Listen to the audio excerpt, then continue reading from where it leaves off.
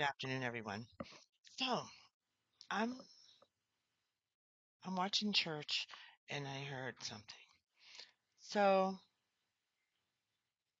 where we live, um, they only address the main leaseholder. That's the one who makes the most money. If the second leaseholder in the contract asks for something to be done, you know, like the hot water issue we keep having, um, and we put in a complaint, the second person on the lease it goes unheard. It like they just like throw it out. So then we have to go to the main leaseholder in our contract and ask them to put a work order in, or they don't acknowledge us, but they'll acknowledge the main holder. So I'm going to tell you about a contract. If you have 5 people on that contract of where you live, a car, whatever it may be,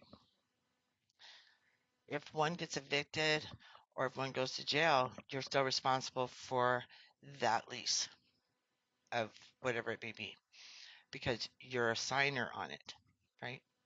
So how they look at it in this complex is that the co-sign the second signer is less than first signer because first signer makes more money. Even though we all pay equal parts to the rent that we're supposed to pay in the water bill. But our needs aren't being met because they look down as us as less than because we don't make the money that they're counting on the the main leaseholder who makes to cover the rent. Explain that to me. A lease is a lease, it's a binding contract. It says all the things that we're to do and what they're to do. But it doesn't say you're the main house leader, the main um, leaseholder on it. It doesn't say that. It says co-applicants. But it doesn't matter anyway. I don't even know. But one day I was watching a show on television. It was about court, and they kept talking about the main um, leaseholder.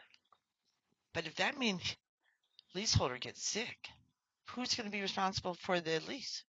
The second person who signed it. So treating us like we're less than is discrimination. And when we put an order in, we would like problems to be fixed, not pushed. Act like you didn't even read them. And then we have to bother the main leaseholder to to make those um, requests when they're already busy. You know, they work from home, they have a child, they have school, they have a lot of things to do.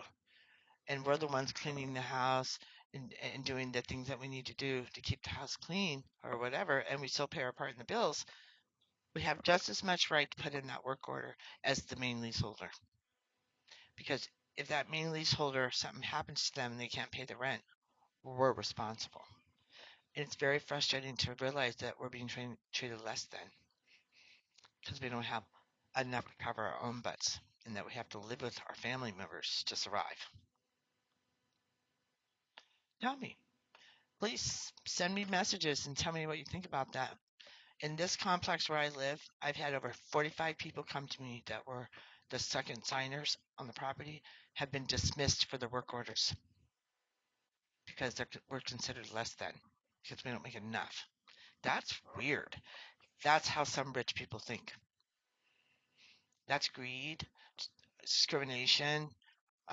It doesn't make sense because the other way, we would have to pay the difference if these something happened to the first